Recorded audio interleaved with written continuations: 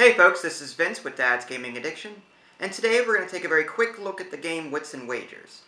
This game is for 4 to 20 players, ages 10 and up, and the average play time is about 25 minutes. In this game, players are going to be trying to answer trivia questions and placing bets in order to score the most points.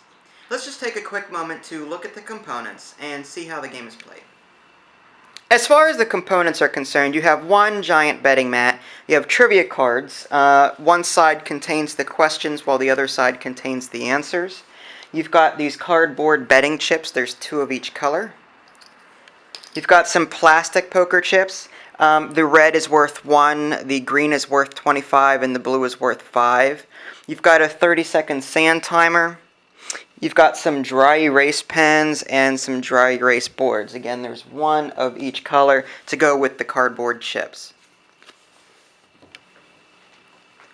Now to set up the game, each player will receive a dry erase marker, a dry erase board of 1 color, and 2 cardboard chips to go along with that color.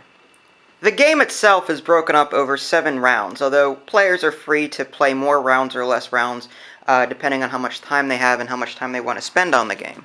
What will happen first is that a player will pick up one of these trivia cards and read the question. In this example, I'll just pick number 4 here. In dollars, what was the minimum hourly wage in the U.S. in 2000? And all of the questions will call for some sort of numeric answer. And what will happen at that point, the 30-second sand timer will be flipped over, and players have that long to write the number that they think is the answer to that question on their dry erase board. So let me just go ahead and quickly simulate a few answers here. Now, once the sand timer has run out, everyone will submit their answers at the same time. And everyone will take a look at these answers and order them on the board in numerical ascending order. So in this case, we've got a few different answers here. You've got one player, the yellow player, thinking that it's 99 cents per hour back in 2000. The minimum wage for green, he thinks it's $10. Purple thinks it's 9,000. Blue thinks it's $5, and this red character thinks it's 3. So what will happen at this point, we'll go ahead and order these in numeric order, 99 cents being the least, 9,000 being the greatest, and then 10, 5, and 3. There we go. So now they're in numeric order, and had there only been 4 people playing or an even number playing, the middle space is always left blank, and the rest of the boards are put either to the left or to the right of it. Now once this is done, the betting phase will occur, and what will happen is the sand timer will be flipped over again for another 30-second countdown. And players will have that long to start assigning their wager chips, their cardboard wager chips, onto the various boards. Now they don't have to put it on their own. If they see another answer that they think is more correct, they can go ahead and place those chips there. So let's just say that red likes this answer but also likes blue's answer. Let's say that blue is set on the $9,000 even though he had guessed $5 originally, and yellow likes his answer so much that he's going to put that there.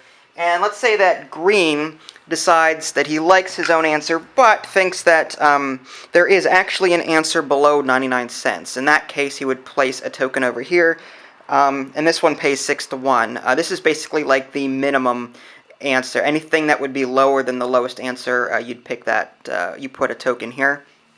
And let's say that purple picks 1 for that, and actually he likes that answer a lot, so he'll put 2 there.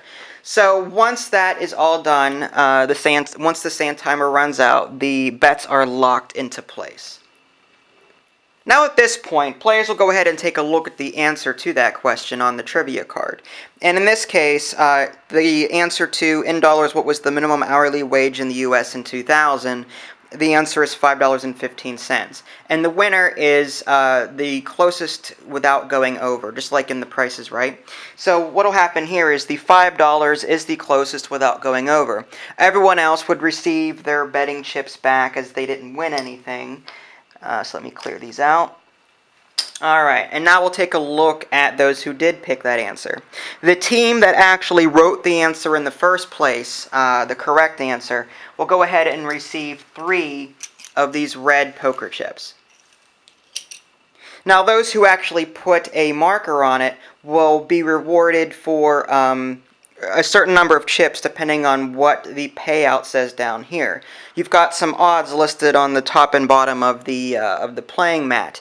You've got 2 to 1, 3 to 1, 4 to 1, 5 to 1. As answers become more and more unlikely depending on the answers picked, more will pay out. In fact, if you pick the minimum answer, let's say that all of the answers were too high, and you actually put something over here, you would actually get 6 to 1 for that. So you'll have to pay attention to these payouts down here. But in this case, the correct answer was 2 to 1. So what will happen is red and purple will get these chips back, but they'll also receive a payout for having those cardboard chips there. Red will receive 2 poker chips, 2 to 1, and purple will receive 4 chips, 1 for each. Now, after everyone has been paid, you can just go ahead and erase the answers that were on these boards. This is my own personal dry eraser. One does not come with the game, so I recommend that you pick one up if you don't have one. Napkins can sometimes, anything rough can sometimes scratch these up, so you'll want to possibly invest in one of these guys. And these simply go back to each individual player or team, and this will continue over the course of 7 rounds.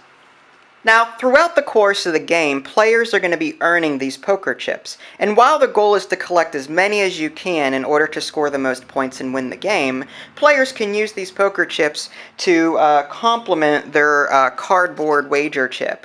So let's just take a quick example. Let's say that green had an answer here, and let's, for expediency's sake, say that there are other answers on the board. And red went ahead and placed this cardboard wager chip and 2 of these red poker chips underneath it like so, and placed it on this answer. And let's also assume that green was the closest answer without going over. In that case, red would win this bet and would receive some earnings. Now, in this case, he bet a total of 3 points. He's got 1 for the wager chip and 2 for the red poker chips, and this pays out 3 to 1. So what will happen in this case is that red will receive these back, and he'll receive 3 times 3 is 9. So he would also receive 9 of those red poker chips. Or he could take 1 blue one, which is worth 5, and 4 of those red poker chips. Now, in the event that a player actually utilizes these red poker chips and uses them in addition to their cardboard wager chip and actually gets the wrong answer or puts a bid on the wrong answer, these poker chips will be returned to the bank, though the player will get to keep their original cardboard wager chip. So there's a little bit of a risk there. You can play safely and just bet with this all the time. You'll always get this back even if you get the wrong answer, though you could potentially really pull ahead in the game if you bet some of these and actually win that bid or pick the correct answer. And there you have it. That's just a quick look at the game Wits and Wagers. Nothing fancy, but it should give you an idea as to how the game is played.